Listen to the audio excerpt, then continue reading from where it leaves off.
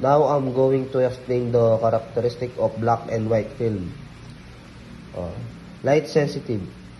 Light sensitive refers to a material or organism that is capable of responding to light.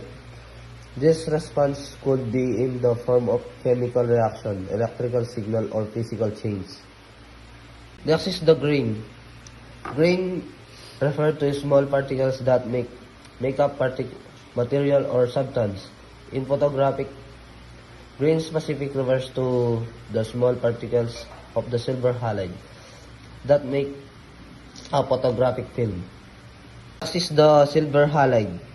Silver halide refers to a group of light-sensitive compound made up of silver and halogens such as chlorine, bromine, or iodine. Next is the anti-halation layer. Anti-halation layer is a light-absorbing layer that is applied to the backside of photographic film to prevent halation, which is the unwanted effect of light scattering within the film, causing a halo-like glow around bright areas in the image. Next is the plastic film base. Plastic film base is a type of substrate used in photographic film. It consists of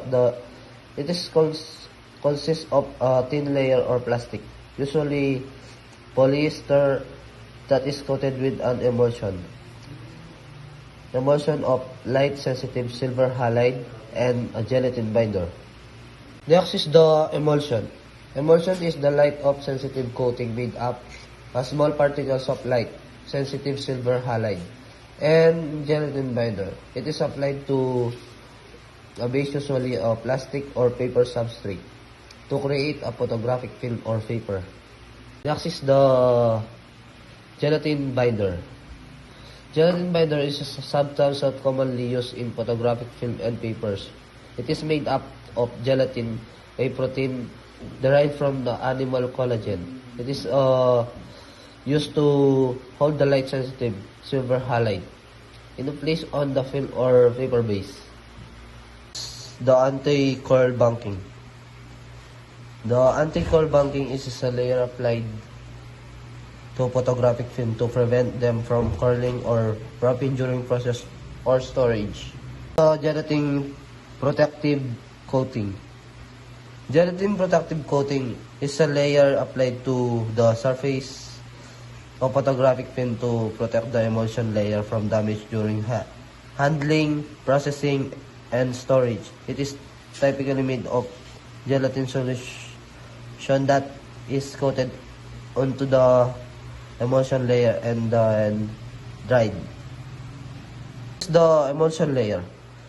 The emulsion layer is a light-sensitive layer in photographic film that contains small particles of light-sensitive silver halide suspended in gelatin binder. The emulsion layer is responsible for capturing the image on the film when it's exposed to light.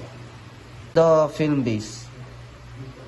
Film base is a foundation of photographic film. It is a thin, flexible, and transparent material that support the emulsion layer, which contains the light-sensitive silver halide. Next is the adhesion promotion layer.